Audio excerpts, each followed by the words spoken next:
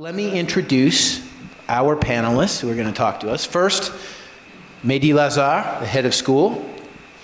All right.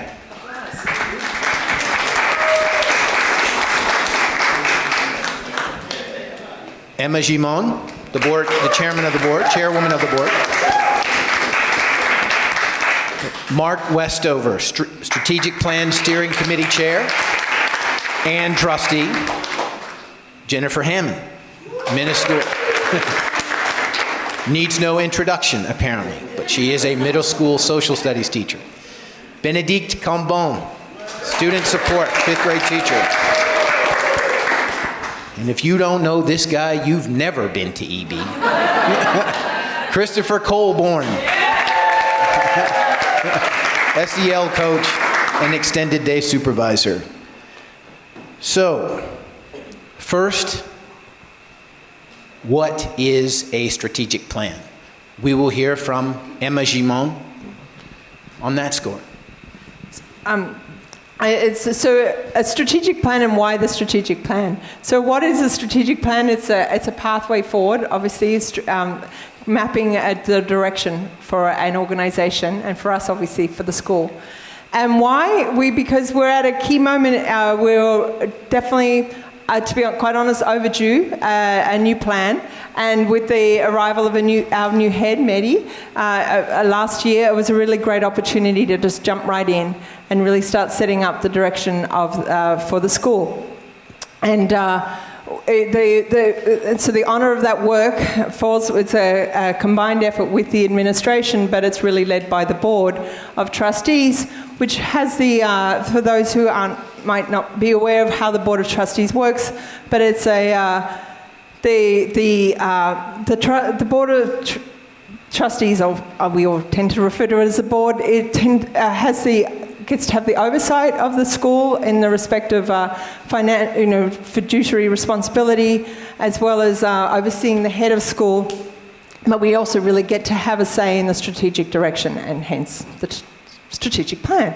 So, and we're delighted to be here tonight. This has been a huge effort, which we're about to describe, and it's a very exciting moment for us to be able to present it to you. So, Mark Westover, can you tell us a little bit more about the process of developing this strategic plan? Sure. The process to develop the plan was started actually in the fall of last year, about this time last year, where we collected as much kind of outside data as possible.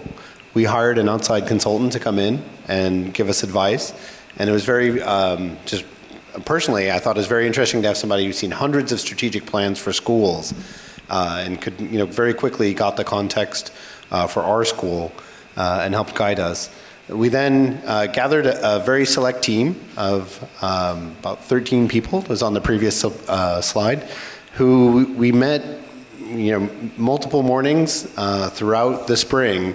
And these were early mornings, like 8 to 10. These meetings were intense. There was a lot of discussion. And then as those groups, as we defined a set of issues and added things from kind of other data from community survey, et cetera, drilled down into deeper and deeper items. We took all that back, created a strategic plan that we presented to the board, and then presented to the final approval to the board in the fall of this year, just earlier in September. And Christopher, can you tell us a little bit more about sort of what it was like to be part of this, sort of as a participant?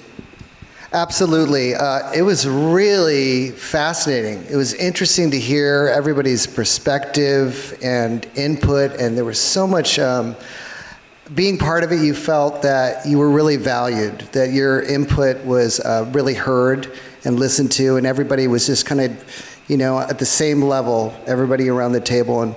And it was just really cool to be part of it. And we would break off into teams and then go even deeper and get into the detail of how we could improve various programs or change things around, or just thinking about the future, our students, the parents, based upon the surveys that we got, how we could improve upon what we currently have, but also how we could just, maybe start something new. Who knows? Change it up. And so it was fun to talk to everybody about, maybe outside of the box ideas. But it was also really interesting to hear Ian, to hear about his perspective and his research, because he really has been doing this for many, many schools. And so I had never heard about that kind of stuff before, and it was very insightful. So, yeah, it was great. I enjoyed it. Since you mentioned changing it up, how to change it up, why don't I ask Emma to talk about what does change, what could be changing with regard to the mission, to the values of EB? As we developed the plan, and there were 4 areas that really were identified as sort of needing a heavy focus. 3 of them built in to become the objectives, the 3 goals of the strategic plan that you'll get, Mehdi will introduce in a moment, but one was around position and identity. And that was really recognizing that our mission is strong in its essence, but its language was a little tired and not really reflecting today's world and the world of the future, and how our students fit into it. So this was a really exciting opportunity of one of the subgroups, which had a lot of engagement with faculty and staff. To be involved in, to really set the how we define EB and how we differentiate ourselves. So the philosophy of the plan, I just want to sort of give an overarching view. Its guide is for the next 5 years, and it's emphasizing stability and consolidation, but with really recognizing our strengths, but seeing where we can improve and just get stronger. And then but it really reaffirms the essence of our mission as a bilingual school and a French-American with the dual identity of French-American international school. But the new mission that I'm about to present is much more modern and outcome-focused, and hopefully a lot fresher in its language. Because our plan is not to creating a new school, but a better one. A lot of it was defining what EB really is. And in doing so, we obviously have our mission, which is what we do, and our vision is why we do it. But the focus was a little bit about, a little bit more of sort of trying to describe the essence of the school as well. And that's where we have this language here. And I get to cheat, because this is a language that was poured over, so I can actually read rather than trying to paraphrase, because otherwise I will miss key words that we're really trying to get. So the focus of EB is preparing students by integrating the rigor and excellence of a French and American curriculum into a dynamic whole child education. And we're remaining as a recognized leader in international bilingual education, imbuing students with tenacity, cross-cultural fluency, a deep intellectual capacity, and the vast doors of kindness. And those last words are really grabbing at what we see as the qualities of our graduates, and really trying to finding in a few succinct words how to capture what makes our graduates special. So now I get to reveal our mission, which, as I said, is what we do. And so at EB, we nurture creative, multilingual learners equipped to confidently embrace the delights and challenges of an interconnected world. So the idea there was really to capture the world that's changing around us. I think we all are very aware of that, and how special our children are, as we all feel, but how the opportunities that EB can provide really can help launch them strongly. And that leads into our vision, which is why we do it. And this is the vision of the school and our students. So we are a force for good in the world, preparing our graduates to positively impact their diverse communities and the local and international spaces in which we all belong.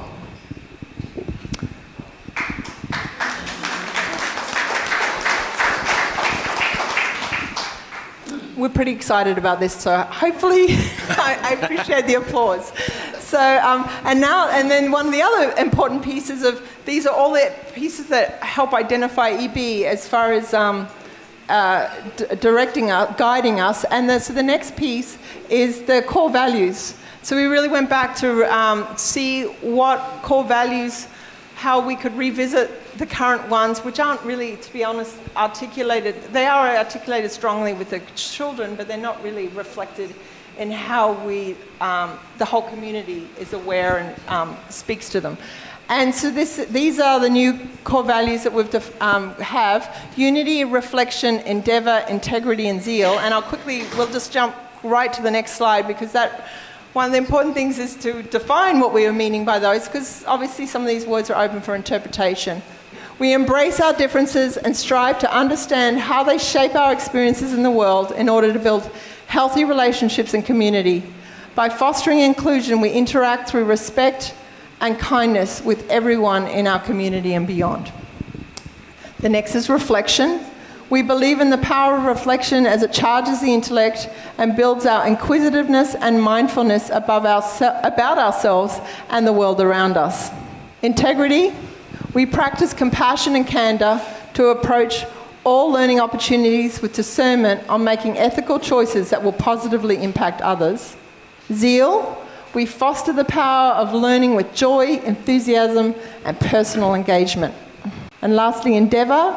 We practice personal growth, commitment, and persistence, all critical building blocks for developing global citizens who are confident and comfortable in their world. And I'm personally excited about these values. A lot of great energy went into really working on them, and they're our, obviously by the language of core values, but they're really our guide and of how our children are brought up, but also how we all as a community interact with each other. And so this is an opportunity to really express by clearly defining them.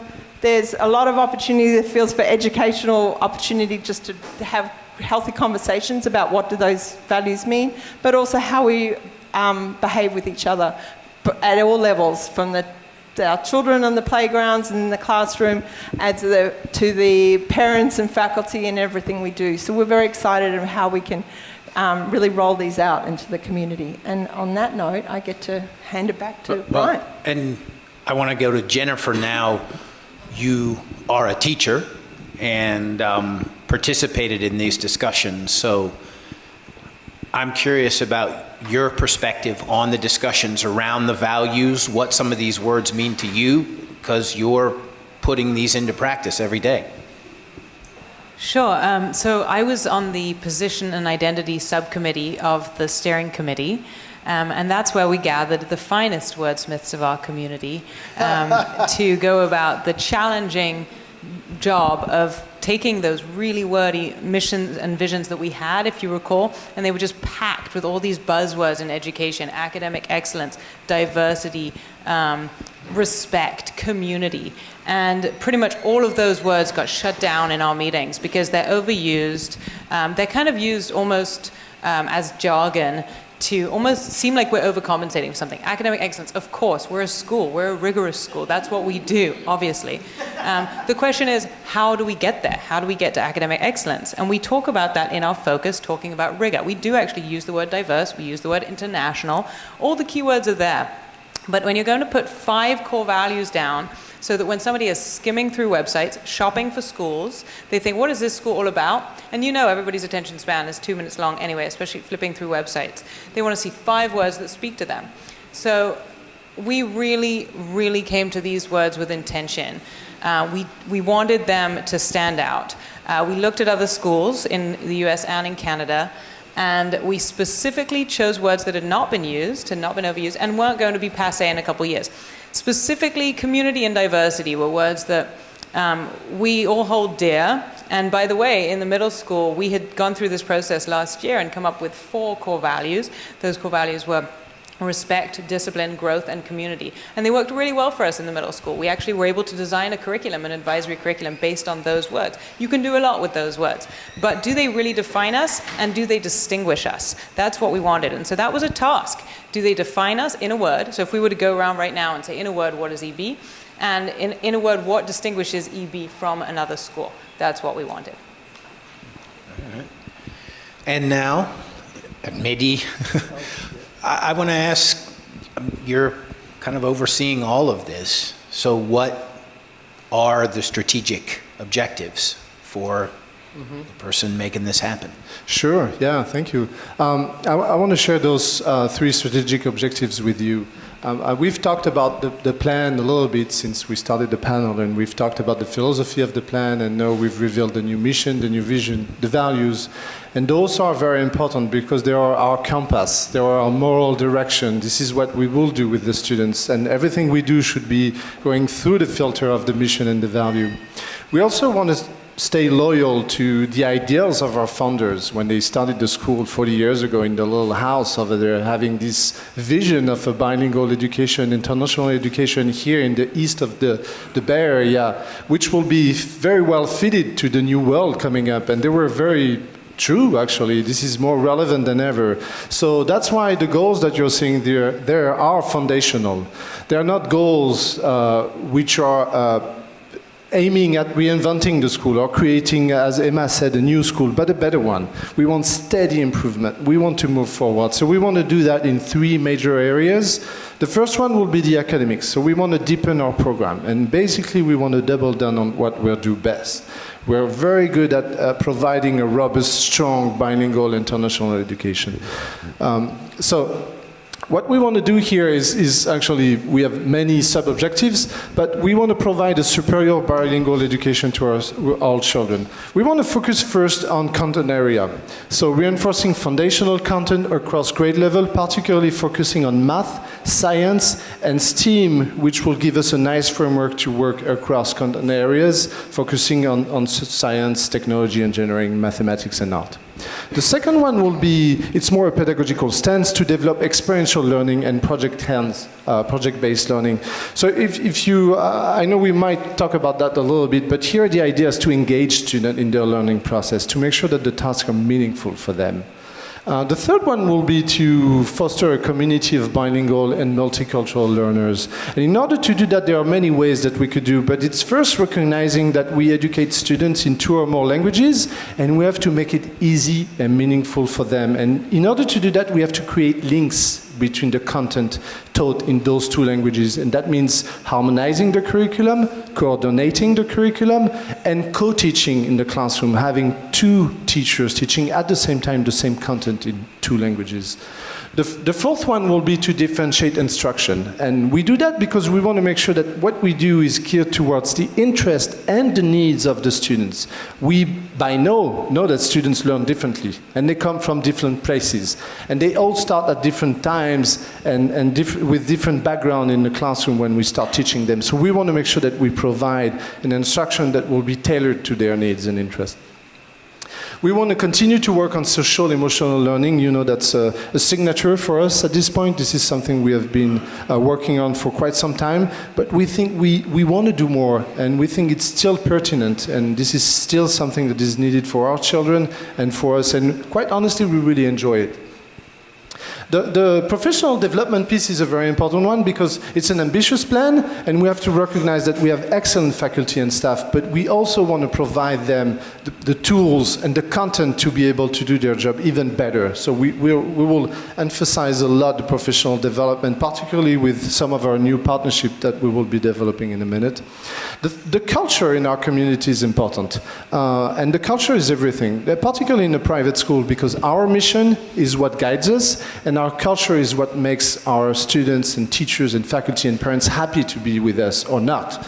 Our community is revolving around a particular culture, and our culture is truly amazing. It's very inspiring, it's very engaging. We want to make it an even better culture, and for us that might mean, for instance, making sure that we have very good HR practices, very good HR support to our teachers, for instance. We want to have a better impact and integration in our East Bay community, partnering up with other people, offering more educational opportunities to faculty, staff, parents, students.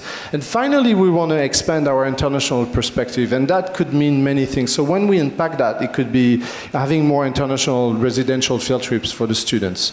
It could be having more international partnerships for the school to have different links with French sister schools or French international schools abroad, etc. It could be also recruiting more faculty and staff with an international and a multicultural, multilingual perspective, because this is who we are and this is what we do.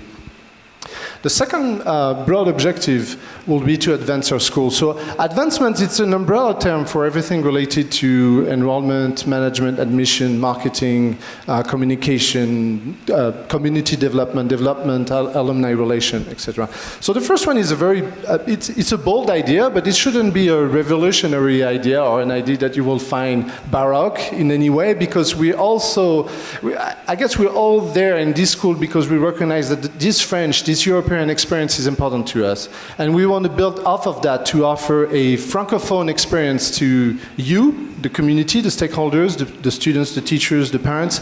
But also we want to offer a little bit more than the French. We want to offer the francophone experience by becoming the francophone hub of the East Bay, and that could mean having cultural projects, having also a different offer for some of the students leaving us at some point, going to high school, but it could come back to have more French at EB. The second part is about the marketing, the outreach, and the recruitment effort. In order to broaden the admissions pipeline, that's something that is really important to us. The market is pretty competitive out there. I'm sure you're familiar with that. In the East Bay, as well as in the rest of the Bay Area. So we have to be very intentional about this and making sure that we put ourselves out there and we offer something that will be appealing to a lot of the prospective parents. Linked with that, the idea that we could look at our pricing models and financial aid strategies to provide more access and to minimize attrition at the school is a very important one that we will be focusing on. And similarly with the other one, the value proposition. The value proposition is essential for our parents. This is something we've learned in the survey. This is something we've learned by discussing with also Jan Simons. This is something that is very obvious to many of you. It is the value of an EB education. It's priceless, of course, but you get to think about that. What am I getting out of this? What are my students getting out of that? And we want to make sure that we provide a stellar experience for you as a parent, but also for your students at the school, aligned with our mission, of course. And then finally, we want to support various growing and sustainable revenue streams for the school to be very financially sustainable in the years to come.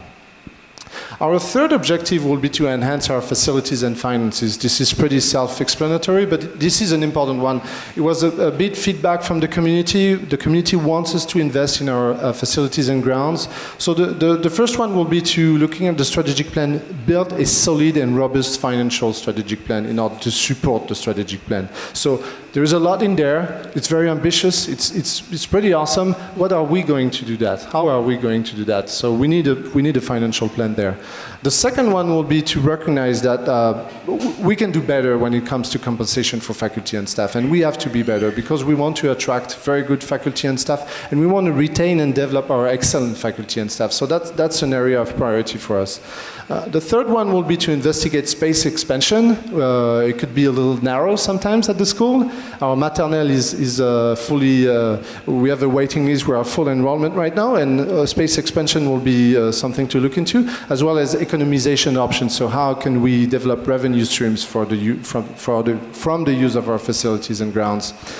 The next one it's an ambitious one. It's a very important one. It's enhancing our facilities, and we have a lot in there. We started with the middle school, the interior and some of the exterior as well, but you can see that we have ambitious plans here. We want to work on the exterior and outdoor environment of the middle school, so we want to continue this effort to focus on our secondary program. We want to work on the exterior of the lower school and the interior ambience of our two campuses, so that's really a priority. The next one was actually priority almost number one, coming from the survey and the various focus groups that we have had with the community.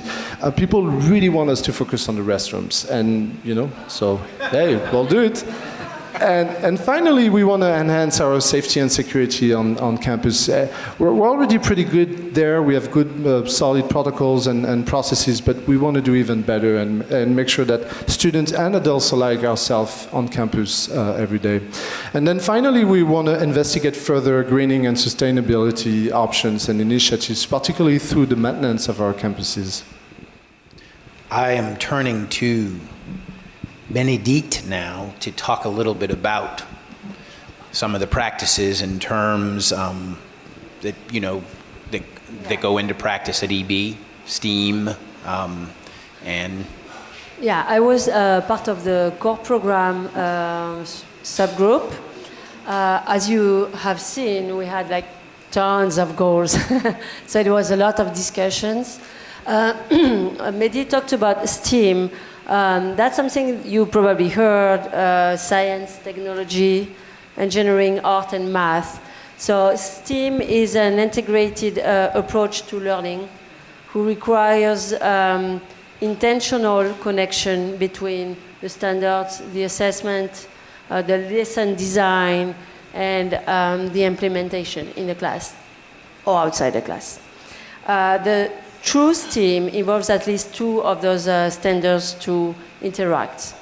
So the STEAM approach is based on inquiry, collaboration between the student and the teacher, or outside, research projects, and it's a process-based learning. So it's when they're doing it, and the process is when they're really learning. The core program members really believe that this model, if it's fully implemented, is very engaging for our students, and they can develop amazing skills. So it's not really new. We are already on a path to STEAM, but to embrace it fully, of course, it requires a lot of collaboration, planning, revisiting the mapping of the curriculum. I mean, a lot of work. So we thought it would be really important to keep it and to have it as a goal, as a main point of focus.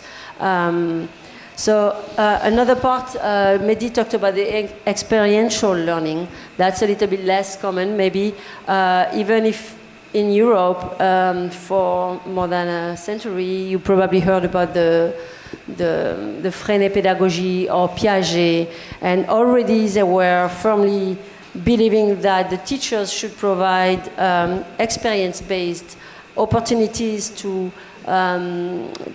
teach, to nourish and teach the student, to be very appealing for their curiosity.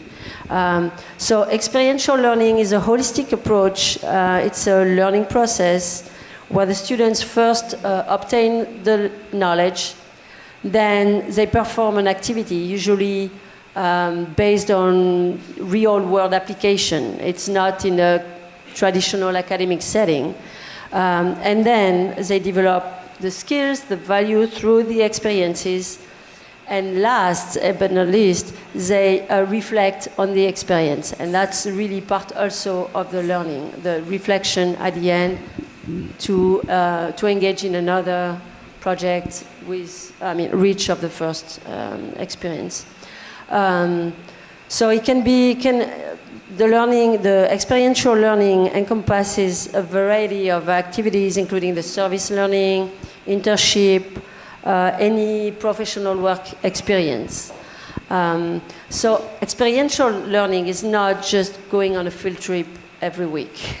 It can be a field trip every week, but with a goal. It's part of a learning process. And on the same line, all the EB field trips that the EB students are experiencing during their 11th years at EB, those trips are part of the experiential learning. When our students stay for 2 weeks in France, they are cementing their linguistic skills, they are experiencing for real. You have to stay in a real French family, living in France, having friends, French, culture, French routines, and you're in a full, real immersion. So that's when it makes sense. They've been sometimes at school in that bubble of immersion. For when they go in 5th grade, really, for a lot of them, it's like, okay, now I know why I was at the EB, and I love it, and I discover the world. So the core program group also thought that we needed to show even more that we place great importance in teaching and practicing citizenship at home, but also anywhere in the world. So giving back to the community helps students to mature as active, responsible citizens. It's an opportunity to pull all the social and cultural skills that they have developed for years to serve others. Several initiatives students participate in are protecting and cleaning up the environment, feeding the hungry, promoting social justice, discovering different culture or countries. So we wanted to involve and challenge our students even more with finding solutions with real, world problems, especially in middle school. So we wanted to do that with deeper and larger international experiences and partnership. Can you talk a little more about SEL, whole child education, and service learning? Yes, most definitely. So I've been teaching SEL for 5 years at school here, and it's been a process. When we first started, it was kind of new, and so we're trying to work out, how to teach it, how to be most effective. And since Mehdi came in and Sebastian have come in, they made a great decision to have us co-teach SEL now. And so now there's a lot more consistency in terms of what they're learning in the curriculum, how to get it out there, so all the teachers are on the same page. So it's really improved greatly at school, and it's going great. And I think that why we need it, obviously, is because kids need to learn to be as communicative as they can when it comes to emotions and anxiety and anything that's happening that's non-academic and related to social or emotional issues. And if we can give them the tools to communicate well, to solve their problems, to have a voice, to have self-worth, to have autonomy, in that realm, then I think we're doing them a great service, because these are tools that they'll use for the rest of their lives. One of our parents at EB came to me and said, "You won't believe what happened. My daughter mediated a family argument, and and she used the language she used during the SEL to have us come together and to communicate and not use negative words and to use I statements, and they actually solved the problem." And that was, she was in the class a year ago, so there it is, it's happening. Seeds are being planted, and so I'm so grateful when I hear stories like that. I think it's just as essential as academic learning. So I'm just honored to be able to teach it and to see real results. I mean, we see them all the time in the playground. Kids are really learning to use the language, to be more articulate, to work out their issues. If there's some of their issues are obviously hard to be worked out, they know to have a voice and to come to a teacher, but we ultimately want them to be able to work it out themselves. So that's it.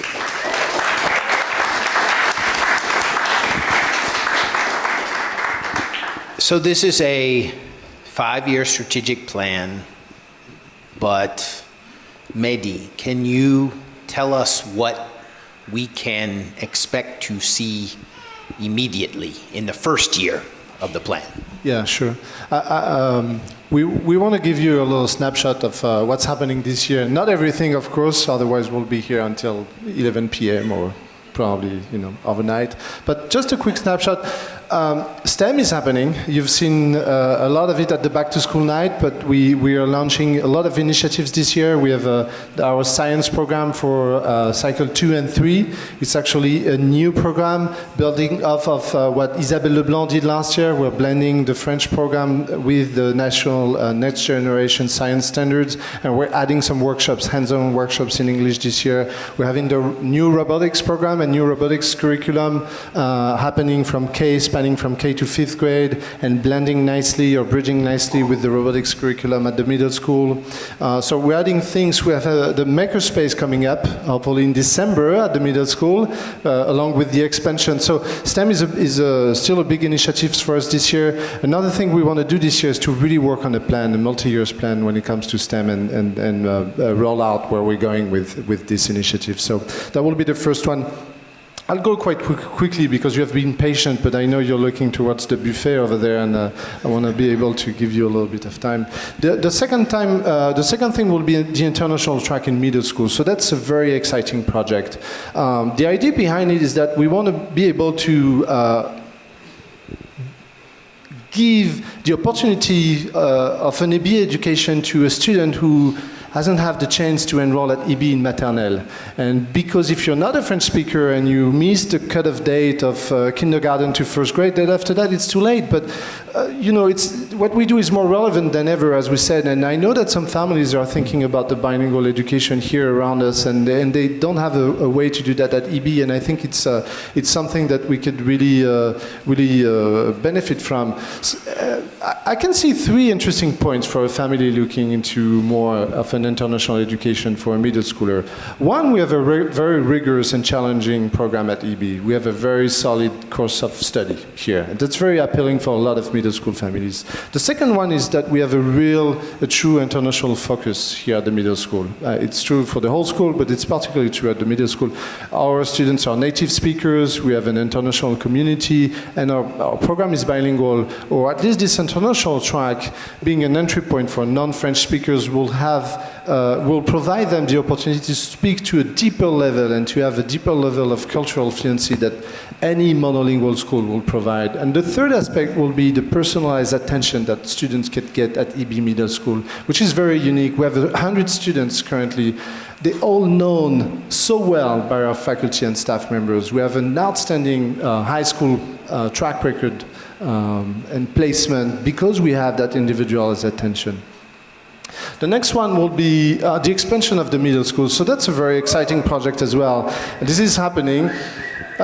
You see Grayson Street here. We used to be on the east wing only, the blue part, on the 1st and 2nd floor, and we're getting 3,600 square feet on the 2nd floor of the west wing, plus an additional 300 to 400 square feet on the 1st floor of the west wing. So we already have the 2nd floor, and the makerspace is already done. We have the new teacher's lounge over there. We have new language classrooms. We're going to have small rooms for personalized and small group instruction. So this is very, very exciting, and everyone has been also patient at the middle school. Thank you. The faculty lounge is coming up very shortly. But we're getting there, and I think this is outstanding for AB. So this is happening right now. Thank you. The fourth one is linked to objective number 3, enhance our safety and security. And we're looking for attaining the ALICE certification at the end of this year. So it's a protocol for violent intruder in schools. It's a very advanced, research-based, very sophisticated protocol, and we have done approximately 40% of it, training all of our teachers with scenarios in the school and online training. And we're going to look into the next steps, which is the emergency operational plan. It's already done. We'll just have to send it to Alice, and then a school-wide drill. It's a real asset for us, making sure that we have everything in place for all kinds of scenarios. So we're very disciplined when it comes to this area. partnerships. So we signed over summer a very interesting partnership with Mills College. So we are now learning site, and that gives us the opportunity to welcome Mills College students or interns. We also signed a partnership with Mission Laïque Française, or MLF. MLF is a French non-profit. It was created in 1902, and the goal or purpose of MLF is to promote and support the development of the French language and culture around the world. And what MLF does is that it creates, supports, and manages schools all around the world. So we're a partner of the MLF program now, and they provide just outstanding professional development opportunities for teachers and pedagogical project or opportunities for teachers as well. Our Cycle 2 teachers were today in a workshop at French American with other teachers from the Bay Area, being part of the MLF network. We also have artists in residence online for our students. There are really tremendous opportunities there, so we're very excited about that. And lastly, we have a new website, ladies and gentlemen. It's live. It was launched yesterday, actually. So as soon as we're done, you can go and surf online on your. It's supposed to be device friendly, so hopefully you'll have a good experience. So we're very excited about this new brand, crisp, very clean website. It's going to help for prospective parents, and hopefully it's going to be great for you to find all the information that you need. So I would like to thank everyone here. What I would like to say is that we're very excited about this plan. This is really a nice roadmap for us. It will give us the opportunity to focus and allocate resources and our energy where it needs to go. And we will continue the dialogue with you, making sure you're involved and you have a voice and you're informed regularly through our website, but also through a lot of communication. So there's a lot happening. We're moving forward, but I would like to thank everyone for their participation. Thank you. Well, thanks everybody.